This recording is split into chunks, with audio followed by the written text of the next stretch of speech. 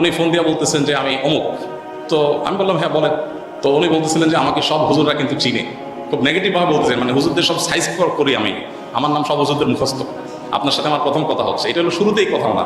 এরপর কি হয়েছে, বলে যে একটা অনুষ্ঠানে যাইতে হবে আপনাকে, সেখানে অমুক অমুক থাকবে, রাষ্ট্রের সবচেয়ে বড় বড় পর্যায়ের লোক তারা থাকবেন, আপনাকে যেতে হবে, আপনাকে একটা বক্তব্য দিতে হবে। তো আমি বুঝছি যে আমাকে একটা প্ল্যান ওয়াইজ আমাকে দিয়ে একটা জিনিস করানো হবে। আমি বিভিন্নভাবে অপারগতা প্রকাশ করলাম, বলে যে রাষ্ট্রের প্রয়োজন আপনি অস্বীকার করতেছেন। হ্যাঁ আমি আমার রাইট আছে, রাষ্ট্র চাইলে আমার যেখানে সেখানে বাধ্য করতে পারে না, আমি সাধারণ নাগরিক। যাই হোক, পরে শেষ পর্যন্ত আমার সেখানে যাওয়া লাগে না, আলহামদুলিল্লাহ।